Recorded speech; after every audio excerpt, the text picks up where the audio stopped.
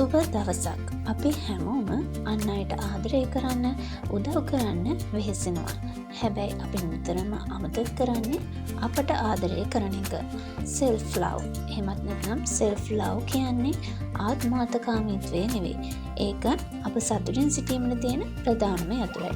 එහෙනම් අපි අද බලමු අපේ ජීවිතය වෙනස් කරන self love ප්‍රබල පියවර 5ක්. එන්න අපි යමු වීඩියෝ එකට. පළමු පියවර. ඔබේ අභ්‍යන්තරයේ විවේචකයන් නිහඬ කරන්න. මුලින්ම ඔබටම බැනවදින එක නවත්වන්න. ඔබ වැරද්දක් කළ විට ඔබේ නරකම සතුරා වගේ කතා කිරීමෙන් නවතින්න. ඔබටම ධනාත්මකව කතා කරන්න. කැඩපත ඉදිරියට ගිහින් මෙහෙම කියන්න. මම ප්‍රමාණවත්. මම වටිනවා. ඔබ ඔබේ හොඳම මිතුරා වීමට වග බලා ගන්න. පියවර අංක 2. සීමා මායිම් දිනා ගන්න. සෞඛ්‍ය සම්පන්න සීමා මායිම් වල පනවා ගන්න.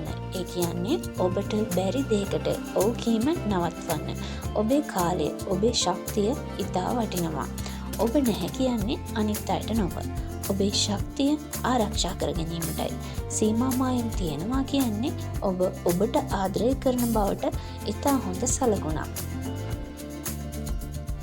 පියවර අංක 3. ඔබේ ශරීරයට ගරු කරන්න. ඔබ ඔබේ ශරීරයට ගෞරව කරන විට ඒ ඔබට විශාල ශක්තියක් හා හොඳ මානසිකත්වයක් ලබා දෙනවා. ඔබේ ශරීරය තමයි ඔබේ ස්ථීර නිවස. ඒට ආදරයෙන් සලකන්න. හොඳින් නිදාගන්න. ඖෂධායි ආහාර ගන්න. ඔබ සතුටු වන ව්‍යායාම කරන්න. පියවර අංක 4.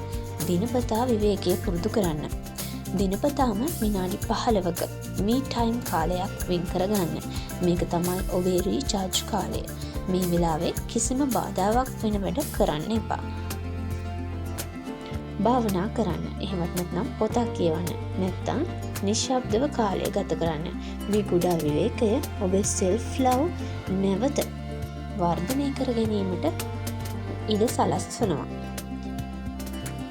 පියවර අංක 5. සැසඳීමෙන් මිදෙන්න. අන් අය සමග සංසන්දනය කිරීම වහාම නවත්වන්න.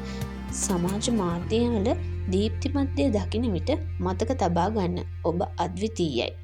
ඔබේ වටිනාකම තීරණය වෙන්නේ වෙන කෙනෙක් මත නොවේ. ඔබ මතයි. ඔබේ අවධානය ඔබටම යොමු කරන්න.